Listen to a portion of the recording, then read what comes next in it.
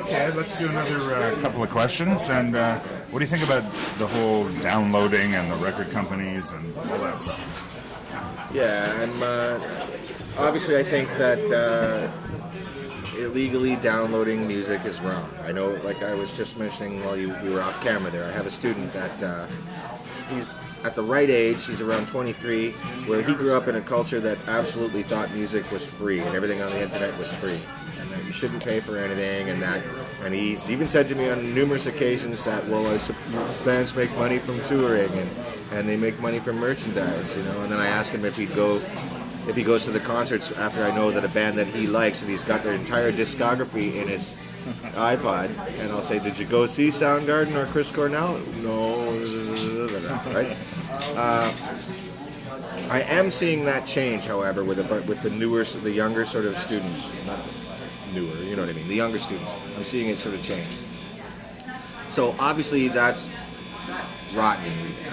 It's, you know, artists own their music, and if people like music, they should be willing to pay at least the price of a cup of coffee for a song, Sure. As the saying goes now. The other thing too is, like I said,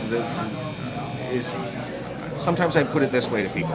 I say, what do you do? And then they'll tell me what they do. I say, well, how many months of the year are you willing to work for free?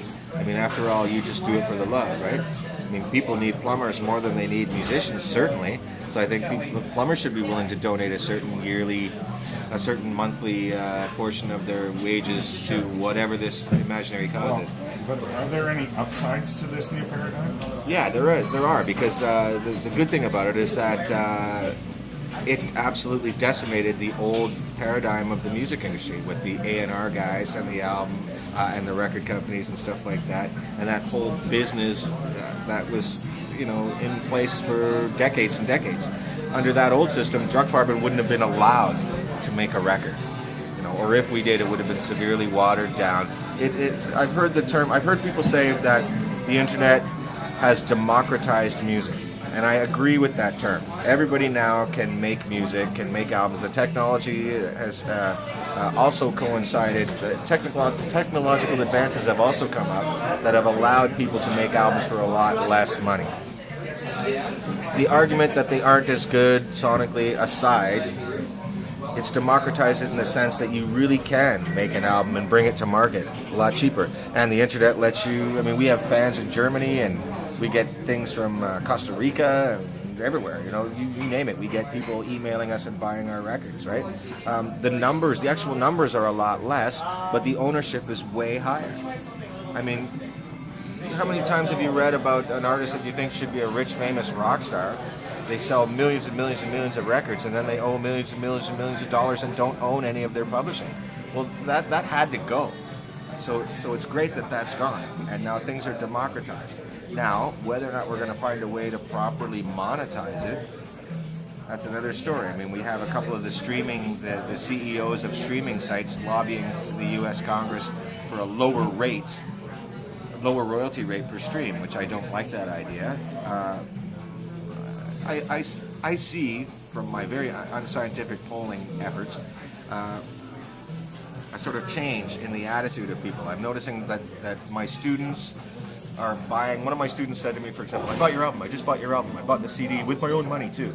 And he was lit up about it, and I thought, great. And I said, why did you want to buy it? And he goes, well, because I know you're in a band, and I wanted to have the CD in my hands. Every couple of months, I will ask students, you know, do you buy music or do you download it? And, you know, 7 years ago, it was always they download it, they never buy it.